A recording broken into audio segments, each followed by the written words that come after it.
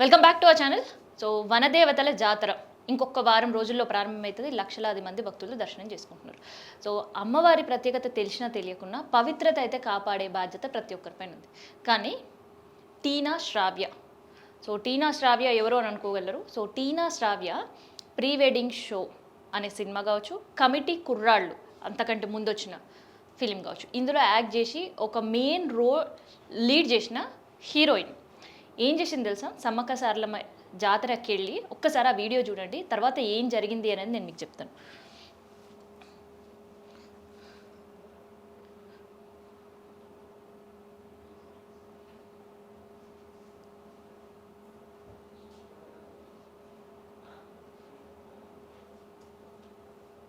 Done. ఈ video చూసారు కదా, ఇగో ఈమె నేను ఇందాక చెప్పిన టీనా శ్రావ్య. మూవీలో యాక్ట్ చేసింది, మెయిన్ రోల్ లీడ్ చేసింది, ఇవన్నీ పక్కన పెడితే ఎవరైనా సరే దేవుడి దగ్గరికి వెళ్ళిండ్రంటే అట్లీస్ట్ ఆ ఆలయ చరిత్రనో లేదంటే ఆ సంబంధించిన ఆలయ ప్రత్యేకతను తెలియకుండా అట్లీస్ట్ దేవుడి దగ్గరికి వెళ్ళినప్పుడు ఒక పవిత్రత అనేది, మినిమం కామన్ సెన్స్ అనేది ఉంటుంది. కానీ ఆ మినిమం కామన్ సెన్స్ కూడా లేకుండా టీనా శ్రావ్య సమ్మక్క సారలమ్మ జాతరకి వెళ్ళి బెల్లం అక్కడ వనదేవతలకి సమర్పించేది, మొక్కులు తీర్చుకోవడానికి వేసేది, ఒకటి ఎదురుకోడు లేయడం, రెండు అమ్మవారికి బెల్లాన్ని బంగారంగా సమర్పించుకోవడం. ఇది అందరూ కూడా తెలుసు, సమ్మక్క సారలమ్మ జాతరకి వెళ్ళేవాళ్ళు. ఈడ టీనా శ్రావ్యకు కూడా తెలుసు. కానీ ఎవరికి నిలువెత్తు బంగారాన్ని ఇచ్చింది?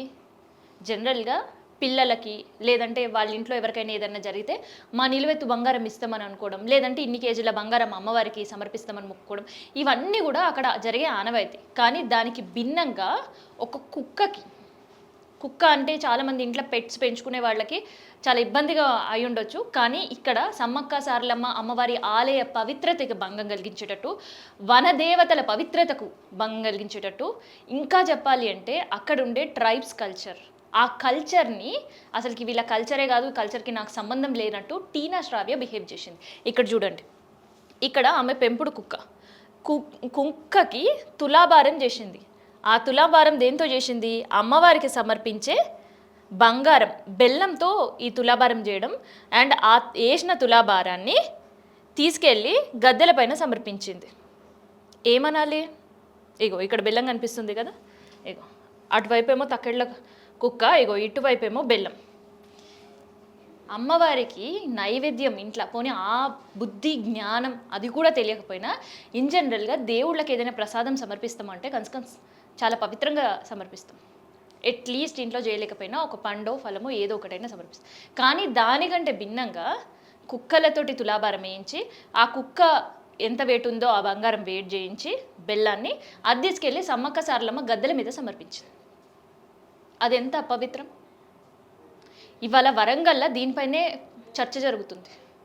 అండ్ సమ్మక్క సారలమ్మకు సంబంధించిన పూజారులకి ఇవాళ నుంచి పండగకి వారం రోజులు, అంటే సమ్మక్క గద్దెపైకి రావడం, సారలమ్మ గద్దెలపైకి రావడం, ఈ గద్దెలకి రావడం కంటే ఒక వారం రోజుల ముందు పెద్ద పండగ చేసుకుంటారు అక్కడ గిరిజనులు. గిరిజన సాంప్రదాయ ప్రకారం ఒక పక్క వాళ్ళు ఆ పండగలో చేసుకుంటే సందర్భంలో, వాళ్ళు ఆ పండగలో బిజీగా ఉండే సందర్భంలో, అండ్ ఆ ట్రెడిషన్స్ని వాళ్ళు ఫాలో అవుతుండే సందర్భంలో ఇలాంటి వీడియో ఒకటి సోషల్ మీడియాలో వైరల్ అవుతుంది. సమ్మక్క సారలమ్మ దర్శనానికి గద్దెలకి అమ్మవార్లు రాకంటే ముందే అక్కడ అమ్మవార్లు ఉంటారు అనే భావనతోటే చాలామంది భక్తులు వచ్చి దర్శనం చేసుకుంటున్నారు. ఆ గద్దెల పవిత్రత అట్లాంటిది. చాలామందికి చాలా సెంటిమెంట్స్. అట్లాంటి సెంటిమెంట్స్ అన్నీ కూడా గాలి కొదిలేసిన టీనా శ్రావ్య ఆమె ఇంట్లో పెంచుకునే పెంపుడు కుక్కకి తులాభారం చేసి ఆ బంగారం బెల్లం ముద్దని తీసుకెళ్ళి గద్దెలపైన సమర్పించింది. దీన్ని సమ్మక్క పూజారులు కావచ్చు, సారలమ్మ పూజారులు కావచ్చు, ఎవ్వరు కూడా ఒప్పుకోని పరిస్థితి. దీనిపైన అక్కడ పోలీస్ స్టేషన్లో కేసులు నమోదు చేస్తున్నారు.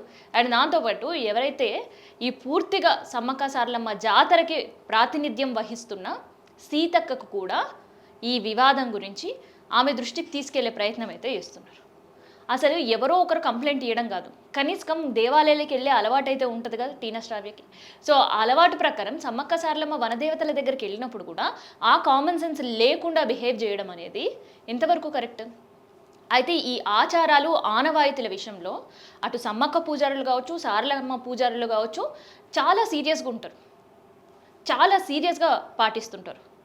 వెనకట ఏదైతే సాంప్రదాయాల్లో సమ్మక్కని కావచ్చు, సారలమ్మని కావచ్చు గద్దెలపైకి తీసుకొచ్చిర్రో, సో అలాంటి సాంప్రదాయాన్నే ఇప్పటికీ పాటిస్తూ అమ్మవార్లనే ఆహ్వానిస్తుంటారు. అంతేకాదు ఆ గద్దెల విషయంలో కూడా ఎప్పుడైతే ప్రభుత్వం అక్కడ అభివృద్ధి పనులు చేయాలని నిర్ణయించినప్పుడు కూడా ఏకంగా సర్కార్కే వాళ్ళు కొన్ని కండిషన్స్ పెట్టి ఆ తర్వాత గద్దెల అభివృద్ధికి చెప్పిన పరిస్థితి. వరల్డ్లో మొత్తం గిరిజనులకు సంబంధించి ఏదైనా ఒక సెలబ్రేషన్ ఉంది అండ్ ఏదైనా ఒక జాతర సాగుతుంది, ఆ జాతరలో వేలాది లక్షలాది కాదు కోట్లాది మంది ప్రజలు పాల్గొంటారు అంటే అది ఏకైక వనదేవతల జాతర తెలంగాణలో జరిగే జాతర. సో అలాంటి జాతరకు సంబంధించిన గద్దెలకు ముందే దర్శనం చేసుకోవడం, ఒక నెల రోజుల ముందు నుంచి కూడా, జాతర కంటే నెల రోజుల ముందు నుంచి కూడా భక్తుడితో కిక్కిరిసిపోతుంది. అట్లాంటి గద్దెల దగ్గరికి వెళ్ళి టీనా శ్రావ్య చేసిన వ్యవహారం ఇవాళ అందరినీ ముక్కున వేలేసుకునేటట్టు చేస్తుంది.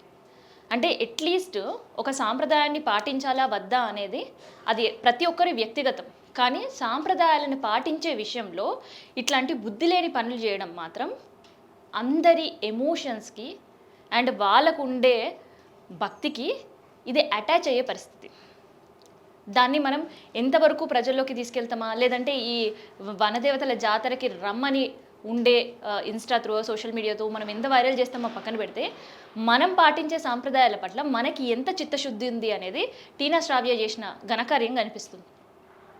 ఎందుకంటే వనదేవతల జాతరకు సంబంధించి గతంలో ప్రభుత్వం ఒక నిర్ణయం చేసింది.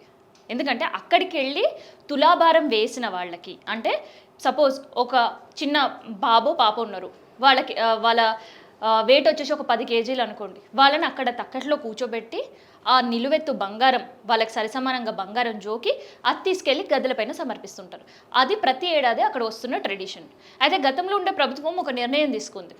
ఏంటిదంటే ఎవరైతే తులాభారం వేయించుకోవాల్సిన పర్సన్స్ వచ్చినా రాకున్నా వాళ్ళ వెయిట్తో ప్రసాదం బుక్ చేసుకుంటే చాలు, ఆ వెయిట్కి సంబంధించిన బంగారాన్ని తక్కెట్లో వేసి జోకి అమ్మవారికి సమర్పించి ఆ ప్రసాదాన్ని మళ్ళీ వాళ్ళకి తిరిగి ఇంటికి పంపించడం.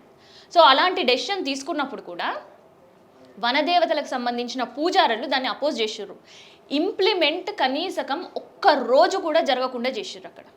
ఎందుకంటే అదొక సెంటిమెంట్, అది అమ్మవార్ల పైన ఉండే ఒక భక్తి. సో మొక్కులు మొక్కుకోవడం ఎక్కడి నుంచో అయినా మొక్కులు మొక్కుంటారు, కానీ ఆ అమ్మవారికి మొక్కులు చెల్లించే విషయంలో కేవలం బెల్లమే కదా అని సర్కారు అనుకొని డెసిషన్ తీసుకుంది. ఇది కేవలం బెల్లం కాదు, ఇది ఒక బంగారం. సో అందుకనే అంత ప్రీషియస్ మెటల్తో మేము ఈ బెల్లాన్ని పోలుస్తాం, అమ్మవారికి బంగారం సమర్పిస్తాం అంటున్నారు. సో అట్లా ఎవరో ఒకరు వెయిట్ చెప్తే ఆ బెల్లం జోకి అమ్మవారికి సమర్పించి అది ప్రసాదం ఇంటికి పంపిస్తామంటే ఊరుకోము. సో అట్లాంటి వాళ్ళకి ఎవరైనా మొక్కులు చెల్లించుకునే వాళ్ళు ఉంటే ఖచ్చితంగా వాళ్ళే వచ్చి గద్దెలపైన సమర్పించాలి, లేదంటే వాళ్ళే తులాభారంలో కూర్చోవాలి తప్ప వాళ్ళకి సంబంధించిన వెయిట్ ఇక్కడ జోకే మిషన్స్ లేవు, అట్లాంటి ప్రక్రియ ఇక్కడ పెట్టొద్దు అంటూ అపోజ్ చేశారు. సో అది ఆదిలోనే సర్కార్ కూడా ఆ నిర్ణయాన్ని, ఎండోమెంట్ కూడా దాన్ని వెనక్కి తీసుకుంది గత ప్రభుత్వం తీసుకున్నప్పుడు. సో అట్లాంటి సెంటిమెంట్స్ అక్కడ ఉండే బంగారానికి, అమ్మవారికి, తులాభారానికి ముడిపడి ఉంటాయి. ఇంకా కొబ్బరికాయలు కొట్టడము, లేదంటే అక్కడ హుండీలలో డబ్బులు వేయడం, ఇవన్నీ పక్కన పెడితే వెళ్ళిన ప్రతి ఒక్కరూ సో వాళ్ళ స్తోమతకు తగ్గట్టు కనీసం ఒక 5 రూపాయలతోటైనా బెల్లం, అదే బంగారం కొని అమ్మవారి గద్దెలకు సమర్పిస్తుంటారు. సో అట్లాంటి ఒక సెంటిమెంట్స్తో ముడిపడి ఉండే బెల్లం బంగారానికి సంబంధించి ఇట్లా కుక్కతో ఒక తులారభారం వేయించి ఆ కుక్క ఉండే వేటికి సరితూగే బెల్లాన్ని, బంగారాన్ని తీసుకెళ్ళి గద్దెలకు సమర్పించడం అంటే ఏంటి? సో ఏం ఆలోచించి ఇట్లాంటి చర్యలకు పాల్పడ్డది టీనా శ్రావ్య. సో ఇవాళంతా కూడా వరంగల్లో చర్చ జరుగుతుంది. సమ్మక్క సారలమ్మ మేడారం జాతరలో జరుగుతున్న ఈ ఘటన అందరూ కూడా టీనా శ్రావ్యకు సంబంధించి సోషల్ మీడియాలో ట్రోల్ అవుతుంది. కానీ ఇంత జరుగుతున్నా అట్లీస్ట్ బయటకు వచ్చి క్షమాపణ చెప్పడం కావచ్చు, నా వల్ల పొరపాటు జరిగింది అని కావచ్చు, ఎక్కడా ఏదీ లేదు. ఎట్లాంటి స్టేట్మెంట్స్ కనిపించకపోగా టీనా శ్రావ్య వాళ్ళ అమ్మగారు తను రెస్పాండ్ అయ్యి ఒక ట్వీట్ చేసింది. సో అవును, అందులో తప్పేముంది, మేము చాలా ఇష్టంగా ఆప్యాయంగా పెంచుకుంటున్నాం, సో అది కూడా మా ఇంటి సభ్యులు ఒక భాగం కాబట్టి మేము దానికి తులాభారం వేసి అమ్మవారికి సమర్పించడం.